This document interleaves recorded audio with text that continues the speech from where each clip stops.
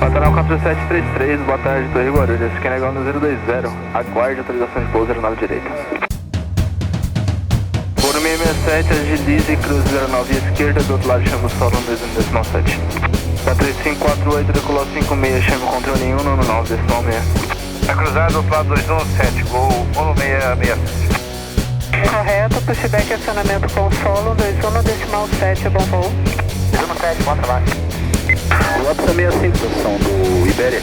Ground Bird Springbok 222. 8, Juliette 03 Alfa, pushback acionamento. Juliette 3 Alfa, autorizado, responde para 3548, autorizado decolagem 09 esquerda, vento no 60 graus, 029. 19 3548, boa tarde. Oi, Renardinho, tudo bem? Tá subindo o Paulo Paduan, o Rodrigo Cladson. e o Alexandre Salles aí. Acho que nós vamos fazer filmagem. Vamos fazer uma filmagemzinha aí das posições operacionais.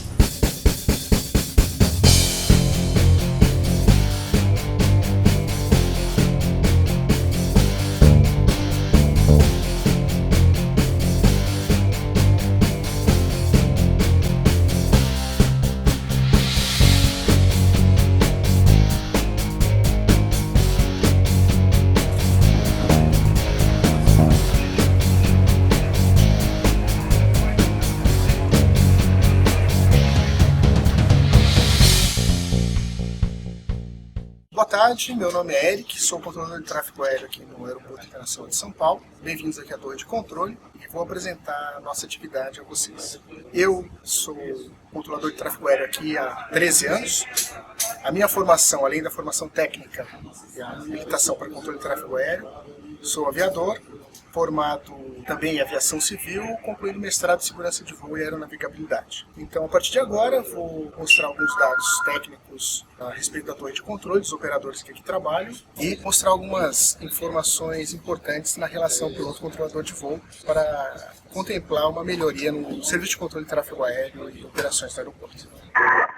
Nós aqui na Torre de Controle somos em torno de 50 controladores de tráfego aéreo, todos habilitados nas posições operacionais. Nós observamos aqui a escala de trabalho de 6 horas de trabalho, com 12 horas de intervalo durante 4 dias. A maioria dos nossos controladores possui formação superior em diversas áreas, alguns especificamente na área de aviação civil.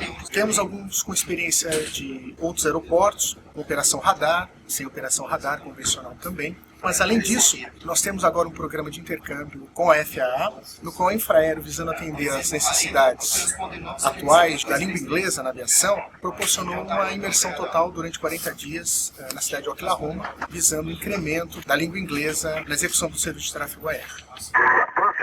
Gostaria de convidá-los agora para conhecer a torre de controle. Nós ocupamos esse espaço. Essa torre de controle, nesse momento, é composta por 3 posições operacionais. Nós temos aqui o tráfego, temos ali a posição solo e logo ali na frente a posição torre de controle. Cada uma delas com uma frequência individualizada, prestando um determinado tipo de serviço. A nossa equipe hoje é formada por 8 componentes, dos quais 6 são ocupantes da posição operacional, 1 atua como coordenador das atividades e 1 que geralmente é a pessoa mais antiga, com mais experiência e formação, que é o supervisor da torre de controle. No dia de hoje é o Guitarrari, que está ali na posição solo, acompanhando a atividade naquela posição.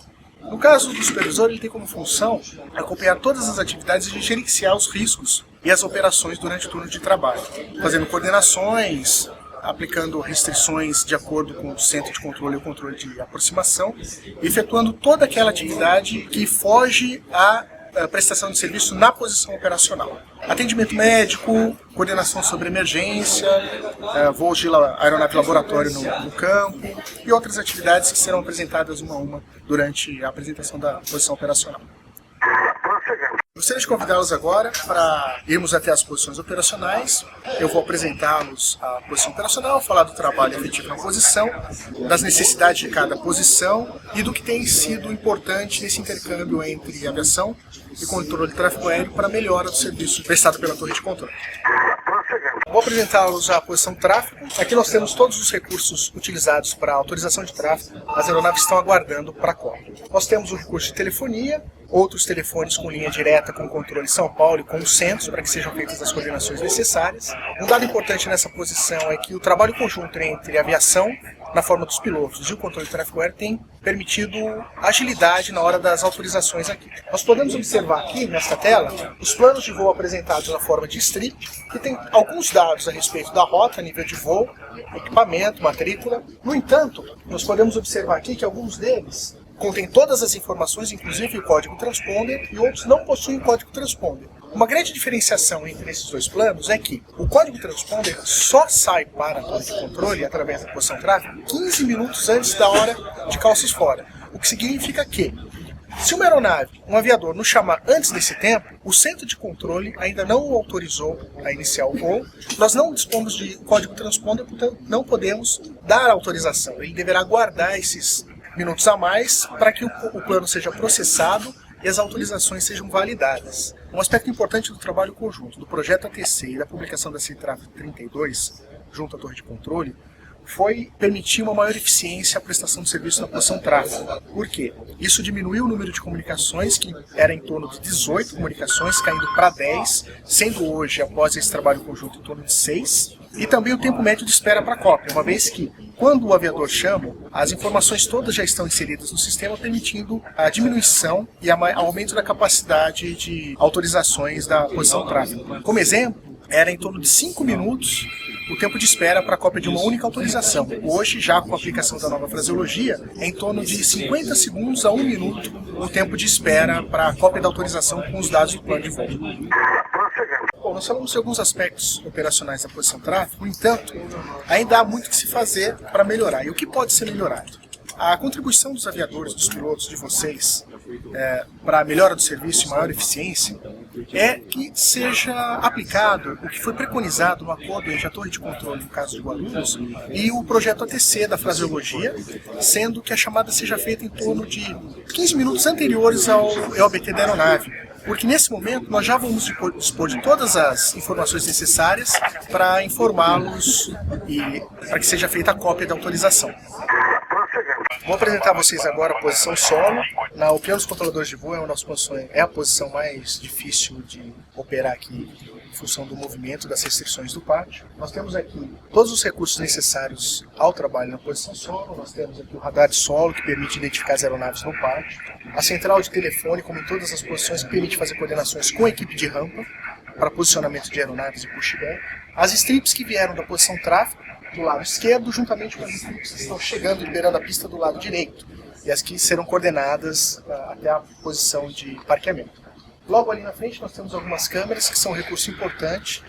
Por questão de visibilidade, nós não conseguimos identificar os diversos pátios devido à distância e obstáculos, mas a câmera nos permite identificar exatamente o que ocorre com a aeronave, por que não puxou, se existe algum obstáculo, enfim, permite focar a imagem da aeronave em um determinado pátio. O operador da posição tem contato visual com as aeronaves e as instruções são dadas baseando no contato visual. Muitas vezes a aeronave é solicitada a aguardar, ou porque tem uma posição ocupada, ou muitas vezes nas taxiways, porque existe restrição de passagem para os pátios, mesmo estando a posição livre. Porque o controlador aqui tem a vantagem de ter o conhecimento de todos os tráfegos evoluindo no pátio, muito diferentemente do aviador, que não tem essa visibilidade. Então, muitas das restrições aplicadas em taxiways, para ingresso e saída, são decorrentes de restrições da própria estrutura aeroportuária, como também do pátio e das posições ocupadas. Nós vamos tratar agora da problemática na posição solo. Muitos dos eventos ocorrentes no solo já são tratados em conjunto com o grupo ATC, para permitir uma maior eficiência também nesta posição, até porque a aeronave estacionada, e para clarear a questão das responsabilidades também. Essa é a posição mais crítica, tem o maior número de aeronaves evoluindo, apesar de estar no solo. Então, alguns afazeres que nos são solicitados nessa posição não são pertinentes à nossa atuação. Nós não temos jurisdição sobre isso. Nós temos como exemplo solicitação do piloto que pousa e tem uma posição de parqueamento ocupada, a troca dessa posição. Na verdade, nós não temos jurisdição sobre isso, que é uma acordância entre a companhia e a administração aeroportuária. Nós não podemos modificar a posição porque existe o problema de ponta de asa e de outros eventos que são de terminal.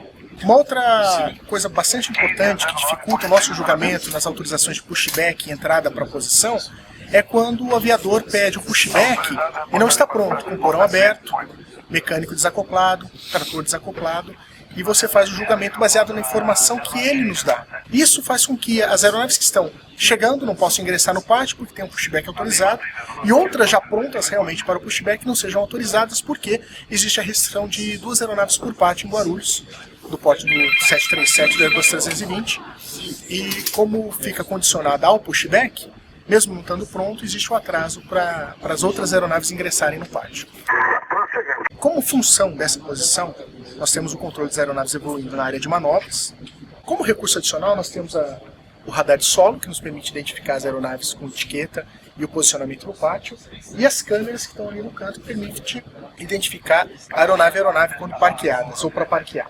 Como a natureza desse trabalho é baseada no contato visual, um evento que atrapalha bastante no julgamento, na transmissão a outras aeronaves, é o reporte pelo aviador quando ele atinge um determinado ponto que foi instruído anteriormente. Porque, como o controlador tem esses recursos e sabe da instrução que deu registrada nas strips, é desnecessário o informe ao controlador de que a aeronave atingiu aquele ponto que foi dado como limite. E, certamente, está esperando ali por uma restrição de pátio, reposicionamento de aeronave ou falta de caminho para atingir a posição livre para parqueamento. Essa posição trabalha esperando a agilidade das aeronaves, porque, apesar da restrição de pátio e de taxiways, não é confortável para o controlador de voo nessa posição ter aeronaves esperando. As esperas são decorrentes realmente da falta de posição, da falta de caminho. Portanto, para compensar em contraparte a isso, é necessário agilidade nos táxis, nas manobras e o reporte correto, quando pronto para o pushback, quando desacoplado o trator, para que não haja atraso. Algo bastante corriqueiro nessa posição é a solicitação pelo aviador de operador de finger, balizador, de solicitação de acoplamento da aeronave ao trator, modificação de posição. Esses pontos não são de jurisdição do operador de solo, são em coordenação companhia administração aeroportuária e solicitação do mecânico através da CCP, que é uma cabine que controla a movimentação de veículos e obstáculos ao redor da aeronave, para que seja autorizado ou não. Toda autorização e condicional dada pelo controlador de tráfego aéreo na posição solo é pertinente somente à evolução das aeronaves, portanto, de controle de tráfego aéreo. Ele desconhece todo e qualquer obstáculo ao redor da aeronave, toda e qualquer restrição para pushback da aeronave. E não tem jurisdição sobre modificação de gate, acoplamento ou não de trator, reposicionamento de aeronave e operação do finger, operador de finger.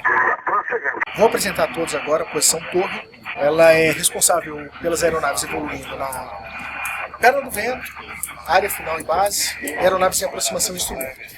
Nós temos aqui a tela meteorológica que nos dá vento, pressão, rajada e outras informações pertinentes de meteorologia para que sejam informadas ao piloto. Controle do balizamento. Esse controle do balizamento implica em acender ou apagar a barra de parada, brilho de luzes de táxi, laterais de pista e papi. Ali nós temos o controle das strips, que são strips de chegada e de chegada à esquerda e de saída à direita, que são as aeronaves que estão sob controle desta posição, e os telefones, que nós chamamos de hotline, com linha direta, com o controlador do controle de São Paulo, que é responsável pela final, e com o controlador do controle de São Paulo, responsável pela saída das aeronaves de Guarulhos. Temos aqui uma repetidora radar, que nos permite observar as aeronaves evoluindo ao redor do aeródromo, seja ela voando por condições VFR ou IFR, e nos ajuda no julgamento para decisão de decolagem ou não daqueles tráfegos que estão sob nosso controle. Na posição torre, o grande desafio é a problemática do tempo de ocupação em pista, ou seja, do tempo que a aeronave fica sobre a pista, ocupando a pista, impedindo que outra pouse ou decole. Isso acarreta atrasos entre pousos e decolagens, porque a separação entre os tráfegos tem que ser maior, porque após dada a instrução pelo controlador de voo, como exemplo, na decolagem, a pesquisa ATC detectou que ele leva em torno de 20 segundos para responder tecnicamente com a aplicação de potência na aeronave e iniciar a rolagem para a decolagem, chegando até 34 segundos. Esse tempo tem que ser embutido na análise e no julgamento do controlador de voo, o que acarreta atraso e o aumento da separação entre as aeronaves na final em até 5 milhas entre dois tráfegos. Com a colaboração dos aviadores, é possível, através desse estudo, até diminuir essa separação na final, tendo como fundamento o tempo-resposta do piloto na aplicação de potência e ocupação de pista. Um dado importante também é que a pesquisa ATC, o trabalho do grupo ATC junto à torre de controle, detectou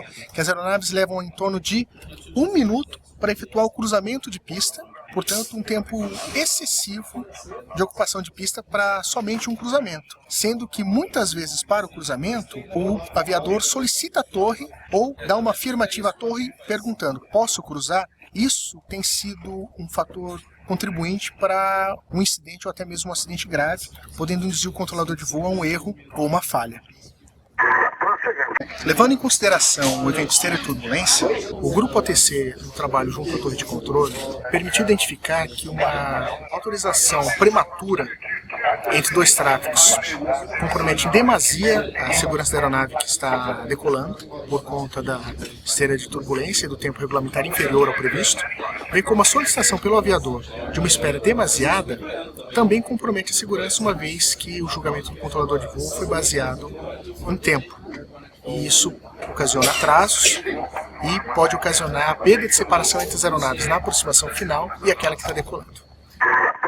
Quero agradecer a presença de todos através dessa rápida reportagem aqui no Torre de Controle, convidá-los a nos visitar. A gente está aguardando aqui a visita de todos e também a colaboração de todos para que o serviço seja cada vez mais eficiente, rápido e seguro. Fica então o agradecimento da Torre de Controle e o convite a todos para uma visita quando for oportuno e possível. Obrigado.